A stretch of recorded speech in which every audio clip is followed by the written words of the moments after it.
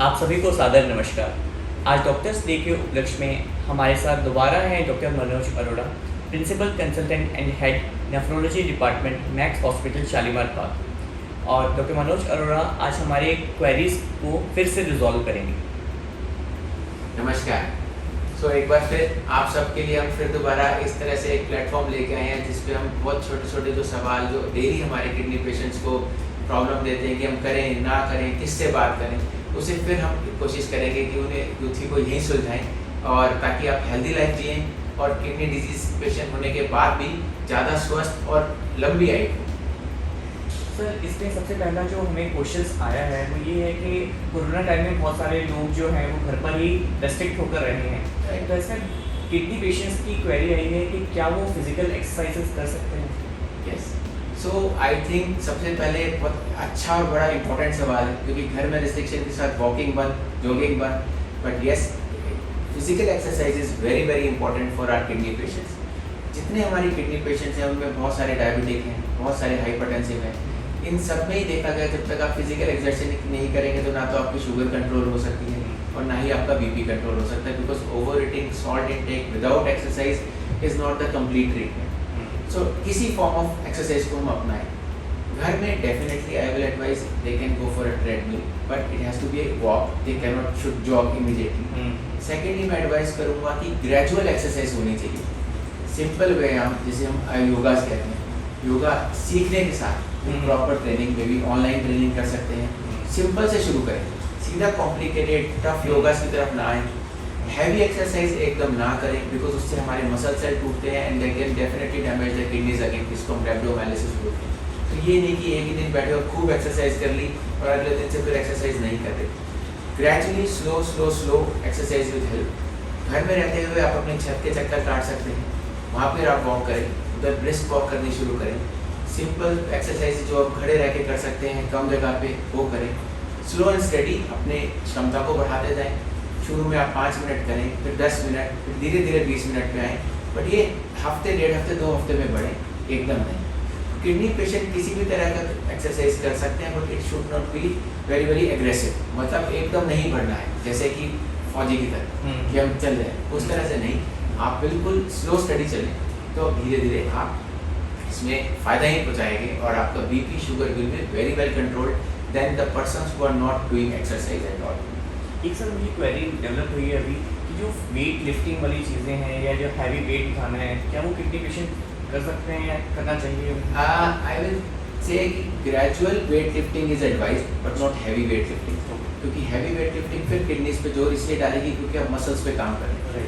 Muscles में से creatine निकलता है। अगर आप एक दिन में खूब एक्सरसाइज करके हैवी वेट लिफ्टिंग करेंगे तो हो सकता है आपकी किडनी चोकिंग जाएगी, बिकॉज क्रेटिन सारा निकल के आपके मसल्स को डैमेज करेगा, वहाँ से क्रेटिन निकलेगा, वो किडनी को डैमेज करेगा। सो इसके लिए भी definitely simple toning of muscles is good, but heavy weight lifting and body building should be under very very strong guidance with your nephrologist, will go only then. Otherwise yes, toning के लिए आप थोड़ी weight lifting करते हैं which is good for your muscle can, but not without supervision. That will advise.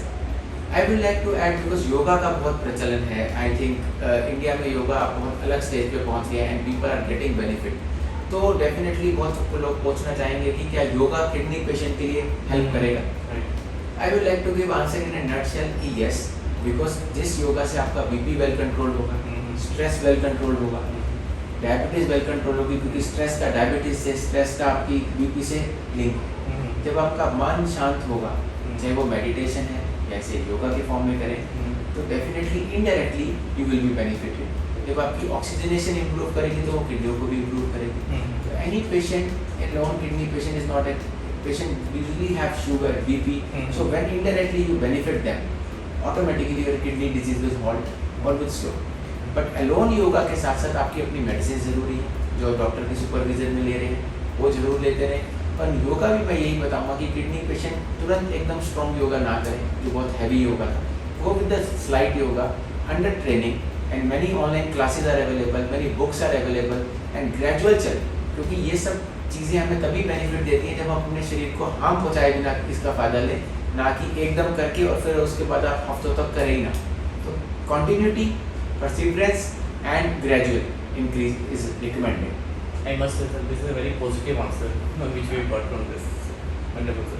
And एक जो next query थी sir वो है कि हाइपरटेंशन एंड जो डायबिटीज़ के पेशेंट्स हैं क्या उन्हें दवाई पूरे जीवन भर खानी होगी? यस बिल्कुल, there are 2 stages of everything. Pre diabetic stage, pre hypertensive stage, एक ऐसी स्टेज आती है जब आप सिर्फ अपने नमक परहेज से, एक्सरसाइज से आप अपने बीपी को ठीक रख सकते हैं। बट एक बार वो उस स्टेज से ऊपर निकल गया तो आप लाइफस्टाइल मॉडिफिकेशन तो तब भी 100% चाहिए, उसके साथ साथ दवाओं के माध्यम से आपको बीपी को कंट्रोल करना पड़ता है। जब जैसे ही आप दवाई छोड़ते हैं, मे बी आपको किसी ने कहा या आपने माना कि मैं ठीक हो गया, मेरा बीपी ठीक है, तो मुझे क्यों खाना, वही पेशेंट रिएक्ट करते हैं in emergency with other complication. Suddenly BP की दवाई कोई भी क्यों नॉर्मल आया, बिकॉज आप उन दवाइयों की वजह से धीरे धीरे अपनी बॉडी को नॉर्मल मिल गया है। जैसे ही आप उस बीपी की दवाई को छोड़ेंगे तो बॉडी फिर वैसे ही रिएक्ट करती है, 1 दिन 2 दिन नहीं तो 3 दिन में फिर बीपी शूट अप करती है। जो अचानक बीपी शूट अप होता है वो ना तो ब्रेन के लिए अच्छा है, पेशेंट कहना है सडन स्ट्रोक, वो ना तो हार्ट के लिए अच्छा है, पेशेंट कहना है सडन हार्ट अटैक्स।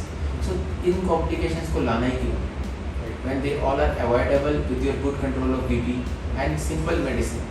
मैं एक बात जरूर ऐड करना चाहूँगा, जैसे हम रोज़ रोटी खाना नहीं भूलते, सुबह के बाद शाम की रोटी का इंतज़ार करते हैं कि शाम हो गई रोटी नहीं खाई, आज रोटी नहीं खाई, तो अगर आपको कोई ऐसी डिजीज़ है जिसका इफेक्ट आपकी बॉडी पे है और वो दवाई खाने से बिल्कुल आपको ठीक रख सकती है और आप बहुत कॉम्प्लिकेशन से बच सकते हो, उसका इंतज़ार हम क्यों नहीं करते कि गोली खाएं और उसके बाद स्वस्थ रहें। बिल बर्डन हमारे यहाँ है, बिल तो छोटी सी है, एक बीपी की गोली का साइज में मैं नापूंगा तो इतना है, एक रोटी का साइज इतना है, फिर भी पेशेंट रोटी 3 खाना चाहता है जो कि बजाय स्वाद चीज़ के लिए, लेकिन स्वाद सेहत के लिए गोली को बहुत बड़ा बर्डन मानता है। तो हमारी साइकोलॉजी में हमें चेंज लाना होगा, पॉजिटिव एटीट्यूड लाना होगा कि मुझे ठीक रहना है। जब ये आप निश्चय कर लेंगे तो आपको गोली का बर्डन नहीं लगेगा। Same applies for the diabetic patients. Sugar के पेशेंट जितना अपनी कंट्रोल एक्सरसाइज से, डाइट से कर सकते हैं वो तो परम धर्म है, वो तो करना ही चाहिए। ऑटोमेटिकली आपकी दवाइयाँ कम होने लगेंगी।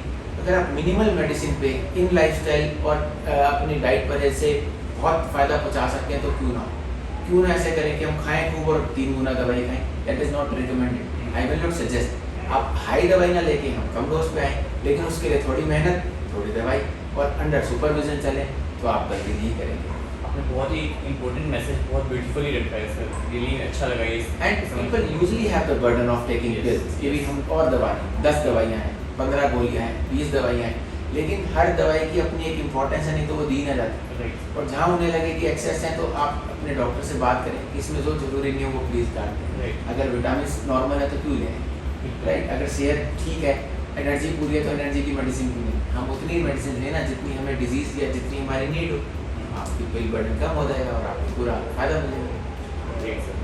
एक जो क्वेश्चन अभी मैं पूछने वाला हूँ सर, वो बहुत सारे पेशेंट्स ने ये क्वेरी रेज करी थी और उसमें पूछा गया है कि हेल्दी डाइट हैबिट्स क्या हो सकती हैं किडनी पेशेंट्स के लिए। एक किडनी पेशेंट को डायबिटीज़ भी निकलेगी, बीपी भी निकलेगा, स्टोन्स भी निकल सकते हैं, right, and there can be acute kidney injury also. हम एक नॉर्मल जो kidney patient, chronic kidney disease patient की बात करते हैं, सबसे पहले उसको अपना नमक का सेवन कम करना चाहिए ताकि उसको स्वेलिंग्स ना आए, उसको बीपी मेंटेन रहे और उसको definitely it will be good for everything. Second, उसको जंक फूड नहीं खाना है। जंक फूड में भर भर के सॉल्ट है, भर भर के चीज़ है, भर भर के ऐसी चीज़ें जो उसकी कोलेस्ट्रॉल और सब चीज़ों को बढ़ाएंगे। तो गुड डाइट प्लान में आता है कि आपका पानी का intake as per your kidney stage होना चाहिए। बहुत सारे ऐसे पेशेंट हैं जिन्हें वाटर रिस्ट्रिक्शन नहीं चाहिए, वो भी करे रखते हैं, तो गलत है। बहुत सारे ऐसे पेशेंट जिन्हें combined heart and kidney disease है, पंपिंग वीक है, तो उनको कम ही पानी चाहिए। सो पानी की जो निर्धारिता है वो हर पेशेंट की अलग अलग रहेगी। बट हेल्दी लाइफस्टाइल में जंक फूड नहीं खाने, ये बहुत बड़ा मैसेज है, बट यही सबसे मुश्किल मैसेज है। Because most of the patient have habit, चलो पिज़्ज़ा है तो मैं भी एक पीस खा लूँ, टिक्की बनी है तो हम भी खा लें। ऐसे करते करते करते डेली हैबिट्स में हमारी ऐसी चीज़ें ऐड ऑन होती हैं जो फ़ायदा कभी नहीं करेंगे, जिसको हमें ओवरकम करना पड़ेगा। सेकेंड, आई लाइक कि water is very very important aspect. Over hydration और अंडर दोनों ही नुकसान करेंगे। तो 6 लीटर पानी भी नहीं चाहिए और एक भी नहीं। आपकी किडनी स्टेज, आपकी हार्ट, आपके शुगर के हिसाब से हमें पानी एक बार आप अपने डॉक्टर से मिलके सलाह करें और फिर उसको फॉलो करें। Second, I will like fatty food ना खाएं, तला हुआ चीज़ को छोड़ें, ये बहुत हेल्प करेगा। जो सब बहुत सारे हमारी हैबिट्स हैं, पराठे खाने हैं, ये खाने हैं, ये सब चीज़ें हमें नुकसान देंगी। पौष्टिक आहार में प्रोटीन इंटेक हर किडनी पेशेंट के लिए उसके ग्राम निश्चित है कि इतने लेने ही लेने निर्धारित। बिल्कुल जीरो प्रोटीन डाइट भी नहीं लेनी और बहुत हैवी प्रोटीन डाइट भी नहीं लेनी। तो फॉर एज ऑफ स्टेजिंग हम अगले चरण में इस पर बात करेंगे कि जो पेशेंट किडनी डिजीज़ के हैं उनको और क्या क्या मेहनत करनी चाहिए, डायलिसिस वाले को क्या क्या डाइट लेनी चाहिए। बट आज हम जब डॉक्टर्स डे पे बात करें तो किडनी हेल्दी रखने के लिए एडिक्वेट वाटर इनटेक, जिनको किडनी डिजीज़ नहीं है वो क्या करें, तो वो पेन किलर्स ना खाएं, डाइट में पानी का पूरा सेवन करें, क्योंकि गर्मियों में बहुत डिहाइड्रेशन होता है इसलिए निकलता है, और सर्दियों में पेशेंट पानी पीना छोड़ देते हैं इसलिए प्रॉब्लम आती है। और हेल्दी फूड में सैलड्स इंक्लूड करें, फ्रेश फ्रूट्स इंक्लूड करें, जंक फूड का सेवन बंद करें, they will be healthy. Great sir, really good message. ये जो क्वेश्चन मैं पूछने वाला हूँ सर, आपने भी एक्सपीरियंस किया होगा कि किडनी के पेशेंट्स हैं, क्रोनिक किडनी के पेशेंट्स हैं, बहुत सारे लोग उसमें बहुत स्ट्रेस में रहते हैं, तो how stress affects the kidney patient and there I think stress हर एक की ज़िंदगी का पार्ट बन चुका है। जब किडनी पेशेंट को पता चलता है कि वो किडनी पेशेंट हुआ, स्ट्रेस उसी दिन से शुरू होता है, चाहे वो क्रिएटिनिन बिल्कुल बॉर्डर लाइन बढ़ा, तो एक वैल्यू होती है, पेशेंट बिल्कुल ठीक होता है, लेकिन स्ट्रेस लेवल बहुत हाई होता है। So one is a duty of doctor also to counsel rightly about the disease and the patient, so that उसको एक्सेप्टेंस आए और वो उसको मेहनत करे कि आगे ना बढ़े, ना कि ये मेहनत करे कि वो डिप्रेशन में चले जाए। तो राइट डायरेक्शन में डॉक्टर का बहुत बड़ा रोल है, पेशेंट का रोल है कि वो उस बात को आराम से समझे, सारे मेथड करें, डाइट के, मेडिसिन के और रेगुलरिटी लाए, तभी स्ट्रेस कम होगा। और पिल बर्डन का स्ट्रेस ना ले कि ये दवाइयाँ इतनी लिख दी, इसका स्ट्रेस ले कि इस दवाई से मैंने ठीक कैसे होना है। फोर्थ इम्पोर्टेंट है meditation. Little bit of meditation can definitely help you to combat your BP, to combat stress which is very very important, है ना। And stress will unnecessary play more important role in progression of disease rather than regression. तो हमें उसे रोकने के लिए तरफ चलना है, तो स्ट्रेस को तो रोकना ही पड़ेगा by any method. So I will advise, don't take stress, talk freely, and listen to the doctor freely, and then only then the communication, the stress will.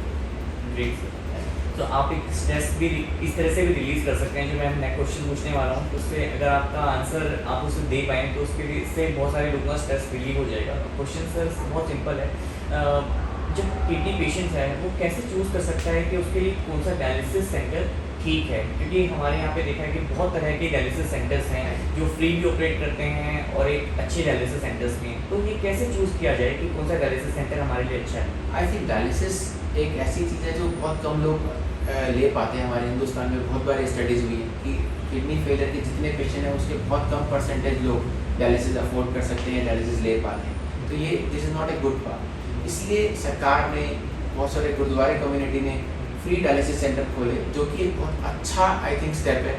बहुत सारे पेशेंट डायलिसिस ले ही नहीं पाते थे क्योंकि हर हॉस्पिटल में कुछ तो कॉस्ट आती थी। तो उसको फाइट करने के लिए जब हमारी सरकार ने और इन कम्युनिटीज़ ने करी, तो I really appreciate them for that कि now it is affordable to a patient जो पहले डायलिसिस के बिना चला जाता था, आज वो अपनी लाइफ के कुछ साल बढ़ा लेगा, प्रोडक्टिविटी बढ़ा लेगा, अपनी फैमिली के साथ अच्छे से जिएगा, and they have made it so easy. So dialysis centre चुनने के लिए 3 स्टेप होने चाहिए। 1, अगर आपकी water quality is very very important, तो आप ये ध्यान दें कि जिस जगह आप जा रहे हैं उस तरह के वाटर पे कितना ध्यान दिया जा रहा है, वहाँ पर आरओ क्वालिटी कैसी है, मशीन्स अपडेटेड हैं कि नहीं, मशीन्स की क्वालिटी पे कितना ध्यान दिया जाता है। वो आप वहाँ के डेफिनेटली एक क्वालिटी मैनेजर होता है, वहाँ डॉक्टर्स होते हैं, you can always talk to them कि इन सब चीज़ों के लिए वहाँ पर क्या क्या एहतियात बढ़ती जाती है। पानी के टॉक्सिन्स लेवल, पानी के केमिकल लेवल, पानी की हार्डनेस, एवरीथिंग इज मेजर्ड, तो उस पर बहुत ध्यान देना होता है। सेकेंडली, आप जब डायलिसिस चुने तो ये देखिए कि वहाँ पे हाइजीन कितना है, जो बाकी पेशेंट्स हैं क्या वो उतना हाइजीन मेंटेन कर रहे हैं। आज कोविड एरा में mask, eating habits, they all are very very important, and then definitely you have to choose according to this. Third important है द टाइप ऑफ डायलिसिस, आप हीमोडायलिसिस पे या पेरिटोनियल आप घर में करेंगे। हीमोडायलिसिस में अब ऑनलाइन HVF मशीन अवेलेबल है विच इज़ मोर एडवांस, जिसमें देखा गया कि बेटर यूरिया क्लियरेंस है, बेटर क्रिएटिनिन क्लियरेंस है, न्यूट्रिशनल पैरामीटर्स बेटर हैं। तो क्या वो मशीन आप अफोर्ड कर सकते हैं, उस पे डायलिसिस तो आप चुनें। मैं तो यही एडवाइस करूँगा कि जिस सेंटर में ऑनलाइन HVF है और आपके लिए अफोर्डेबिलिटी है तो आपके लिए वो चुनना चाहिए। अफोर्डेबिलिटी नहीं है तो normal dialysis machines. And I think now every dialysis centre is opting for a good dialysis machines, तो आपको पता होना चाहिए कि वो मशीन्स किस तरह की यूज़ हो रही है, तो वो क्या क्या एहतियात बरतते हैं, इन्फेक्शन ना हो इसके लिए, ये ध्यान जरूर दें। And then you can definitely adopt the centre where you. हम अपने अगले इस सेशन में जरूर ये डिस्कस करना चाहेंगे जो सबसे बड़ी प्रॉब्लम हम फेस करते हैं पेशेंट्स में कि डाइट क्या है। तो अगले सेशन में आई हैव डिसाइडेड कि हम एक क्रॉनिक किडनी डिजीज पेशेंट जो डायलिसिस पे नहीं है उनकी डिटेल डाइट का डिस्कशन करेंगे कि वो क्या क्या सेवन करें, क्या ना सेवन करें, और जो पेशेंट डायलिसिस पे हैं उनके डाइट में क्या डाइटरी चेंजेस आते हैं जिससे वो हेल्दी भी रहें, अपने न्यूट्रिशन भी मेंटेन करें और उन्हें कॉम्प्लिकेशंस ना हो। तो अगले सेशन में फिर मिलेंगे, फिर ज़रूर इसको डिस्कस करेंगे हम। और डेफिनेटली अगर आप किसी भी किडनी डिजीज से अफेक्टेड हैं and you want to contact me in any state, you are most welcome. You are very much free to talk to us. We are giving you the phone numbers as well as my address. I am always available in Max Hospital in the daytime, in my clinic in the evening time, and I think government has permitted for a tele-consult also. So जो patient आ नहीं सकते, बहुत दूर रहते हैं, हम उन तक भी पहुंच सकते हैं ताकि वो ठीक रहें. That is very important. So you are always free to ask. Thank you. Thank you very much, sir. Thank you so much.